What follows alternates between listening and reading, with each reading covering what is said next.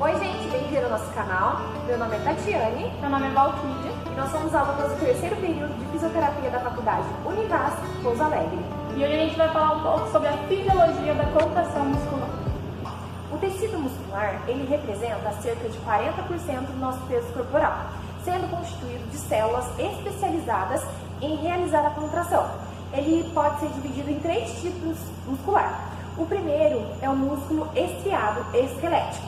O músculo estriado esquelético, ele é chamado de estriado por conta de quando a gente vê ele no microscópio, ele é constituído de estrias, tanto claras quanto escuras. E ele é um músculo de controle voluntário, então a gente tem controle sobre a sua contração.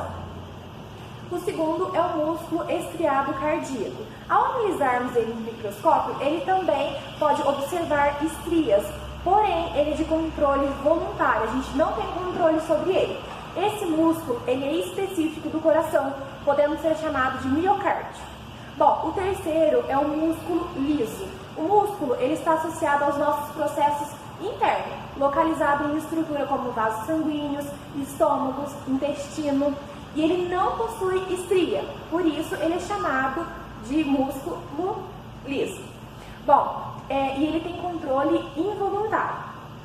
O músculo, seja ele pela contração sustentada ou alternando os períodos de contração ou relaxamento, ele é responsável por 4 funções. Movimento do corpo, isso se deve aos músculos esqueléticos. Movimento de substância dentro do nosso corpo, isso se dá ao músculo liso, né, que é a movimentação do sangue. E a terceira, a estabilização da posição do corpo e do volume do órgão também.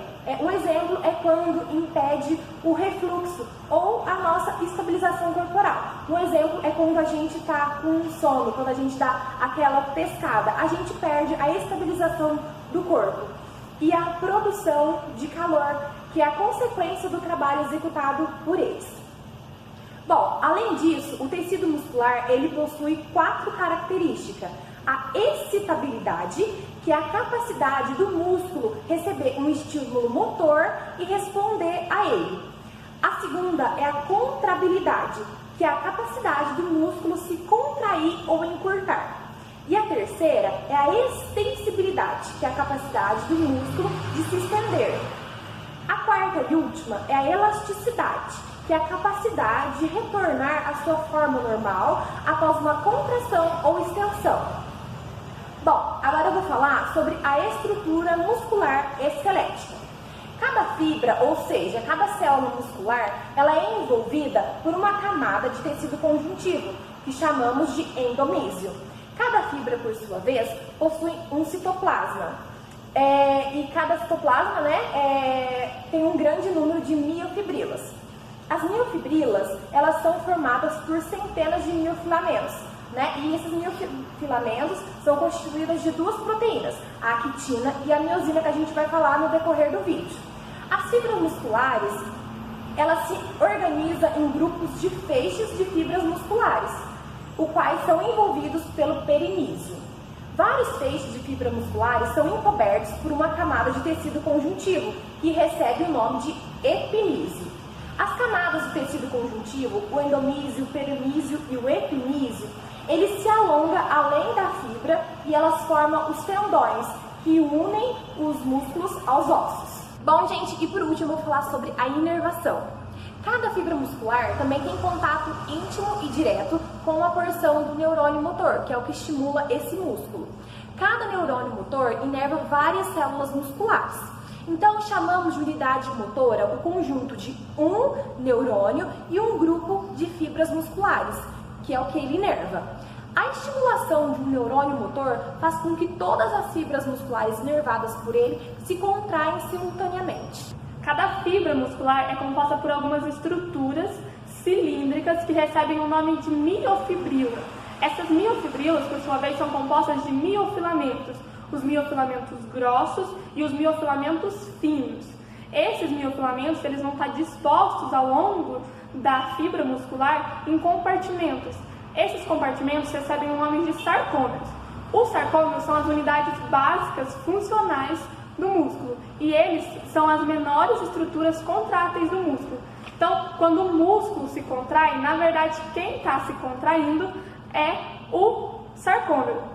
Como o músculo ele é composto de diversos sarcômeros, quando eles se contraem, eles promovem o encurtamento do músculo como um todo. Quando a gente analisa os sarcômeros microscopicamente, a gente pode perceber que existe nas suas extremidades algumas linhas escuras, que a gente chama de linhas Z.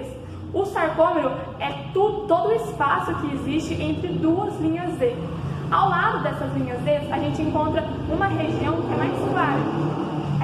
Essas regiões recebem o nome de banda I. Elas são compostas de filamentos finos. A parte mais central do sarcômero é uma região mais escura. É onde tem os filamentos finos, que são sobrepostos dos filamentos grossos. Essa região recebe o nome de banda A. Na região central dessa banda A, a gente tem a zona H, que é a região onde apresenta apenas filamentos grossos.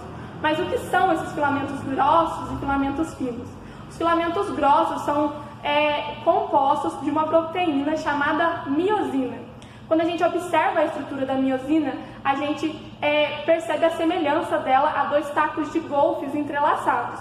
Os filamentos grossos são compostos não só por uma, mas por várias moléculas de miosinas que vão estar associadas cauda a cauda, porque a estrutura da miosina ela é dividida em cabeça da miosina e cauda da miosina.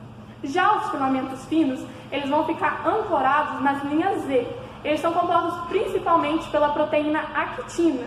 A organização da actina vai lembrar dois colares de pérolas torcidos.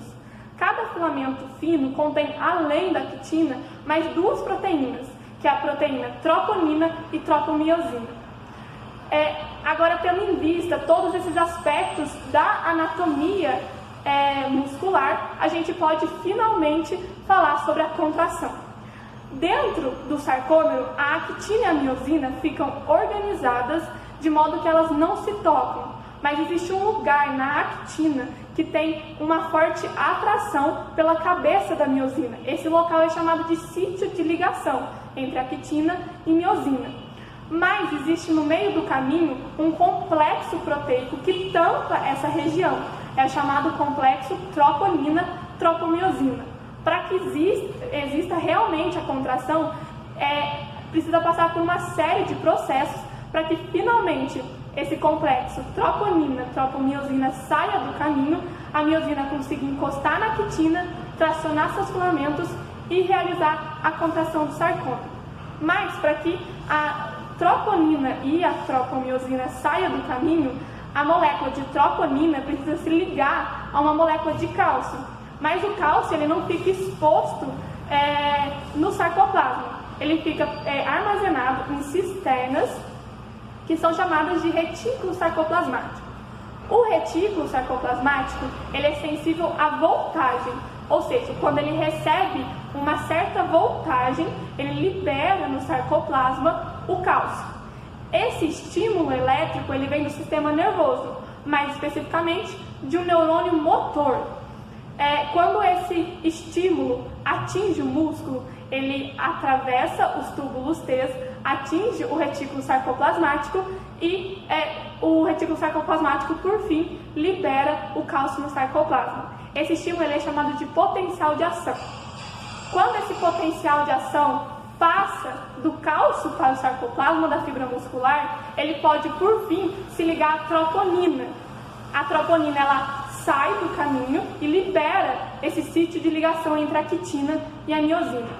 Mas um último detalhe de todo esse mecanismo é que a miosina só vai se ligar efetivamente à actina se ela estiver energizada. Como toda energia que vem do nosso corpo, essa energia vai vir de uma molécula chamada adenosina trifosfato, que a gente conhece como ATP. Na cabeça da miosina existe uma região que é específica em realizar a hidrólise desse ATP, a quebra da molécula de ATP em ADP mais P, ou seja, adenosina disfosfato mais fosfato. Aí ela consegue pegar essa energia e armazenar mesmo antes dela se ligar à actina. Agora sim, a miosina está energizada, o complexo troponina e tropomiosina está fora do caminho, Aí ela pode, enfim, encostar na quitina, fletir a sua cabeça e tracionar os filamentos da quitina em direção ao centro do sarcômero, encurtando esse sarcômero e promovendo a contração muscular. Depois disso, outra molécula de ATP se liga à cabeça da miosina, fazendo com que ela volte à sua conformação atual. Esse ciclo dura enquanto tiver cálcio no citoplasma. Quando esse potencial de ação que está vindo lá do nosso sistema nervoso cessa, os cálcios são bombardeados de volta para a cisterna que ele estava, no retículo sarcoplasmático, a contração cessa e o músculo volta ao seu estado de repouso.